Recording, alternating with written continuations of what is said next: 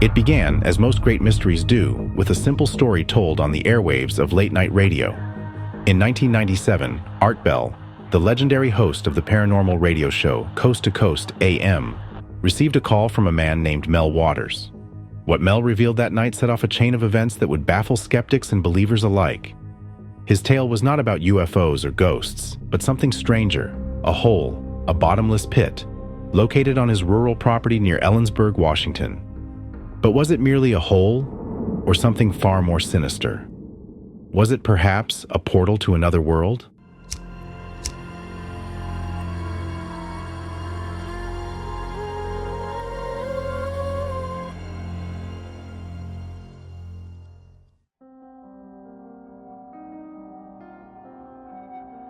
Mel described the hole in vivid detail. It was 9 feet in diameter, surrounded by a meticulously crafted stone wall that looked ancient and weathered. The hole, according to Mel, seemed bottomless. He had never found its end, despite lowering an old fishing line with thousands of feet of cable. No echo returned when he dropped objects into its depths. Even more eerie, he claimed that animals avoided it at all costs, as though some primal instinct warned them of its presence. Local rumors about the hole had circulated for decades. Farmers used it as a convenient dumping ground for trash, broken machinery, and even dead livestock. Yet, no matter how much they threw in, the pit never filled. It was as if the earth itself refused to reclaim what entered. Mel's tale caught the imagination of listeners, and speculation about the hole's nature began to run wild. Was it a natural geological anomaly, a man-made structure, or something beyond human understanding? The mystery deepened when Mel returned to the show with new, unsettling revelations. Determined to uncover the pit's secrets, Mel conducted experiments. He lowered a roll of Lifesavers candy into the hole to see if the temperature changed. It didn't. Next, he attached a microphone, hoping to hear the sound of wind or water. Instead, he heard nothing. Absolute silence. This defied logic. Even the deepest caves have ambient noise. But the most chilling discovery came when he lowered a sheep into the hole, wrapped in a makeshift harness. The animal struggled violently before becoming eerily still. When Mel pulled the sheep back up, it was dead. What's more, its body seemed to have been burned from the inside, as if exposed to intense heat or radiation. A tumor-like mass was discovered in its remains, and when it was cut open, an inexplicable, pulsating entity emerged before quickly disintegrating.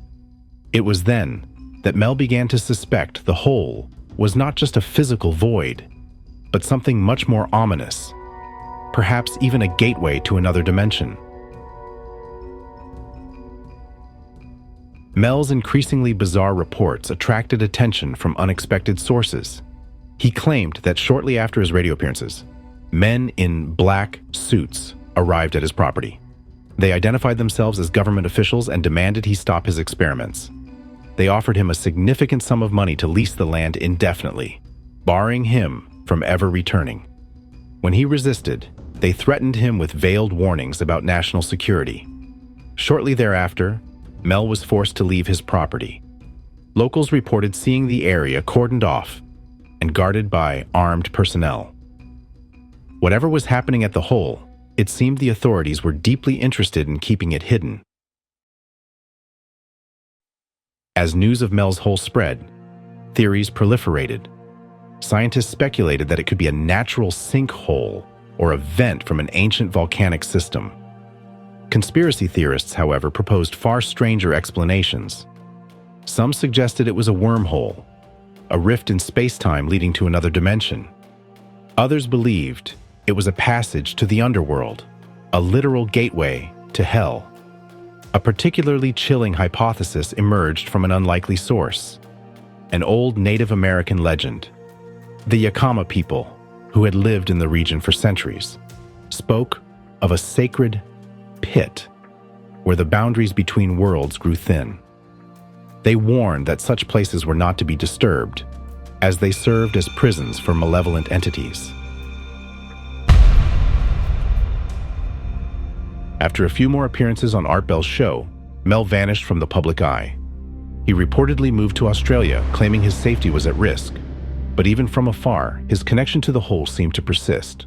He recounted bizarre incidents, such as finding himself in possession of strange metallic bands with unidentifiable properties.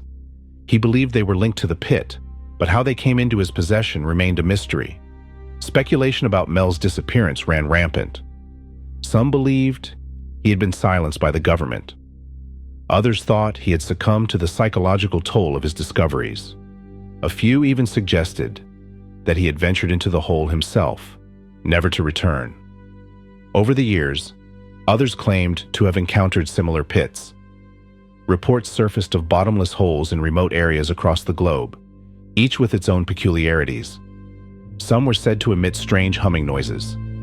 Others allegedly caused electronic devices to malfunction, but none captured the public's imagination like Mel's hole. One particularly intriguing account came from a retired Air Force officer who claimed he'd been part of a covert operation to study the pit. According to him, the government had used the hole to dispose of hazardous materials and had discovered that items dropped into it would vanish, not just physically, but as if erased from existence. He also hinted at experiments involving living beings, though he refused to elaborate. As the years passed, Mel's hole became a staple of paranormal lore. Skeptics dismissed the story as an elaborate hoax, pointing to inconsistencies in Mel's accounts and the lack of verifiable evidence. Believers, however, saw the skeptics' doubts as proof of a cover-up. They argued that the absence of proof only reinforced the idea that powerful forces were working to keep the truth hidden. Today, the exact location of Mel's hole remains unknown. Some claim it was deliberately filled in or sealed off by the government. Others insist it still exists, waiting to be rediscovered by those brave enough to seek it out. Whether or not Mel's hole was real, his story serves as a cautionary tale. It reminds us of humanity's insatiable curiosity and our tendency to meddle with forces we don't fully understand. If the hole truly was a portal to another world, what might lie on the other side? Would it welcome us, or would it resent our intrusion? In the end, Mel Waters' tale leaves us with more questions than answers. But perhaps that is the point. Mysteries like his challenge us to think beyond the limits of our reality, to consider the possibility that the world is far stranger than we can imagine. And who knows, somewhere in the remote wilderness, beneath an unassuming patch of earth, the hole might still be waiting, silent, dark, and endless, for the next intrepid soul to peer into its depths.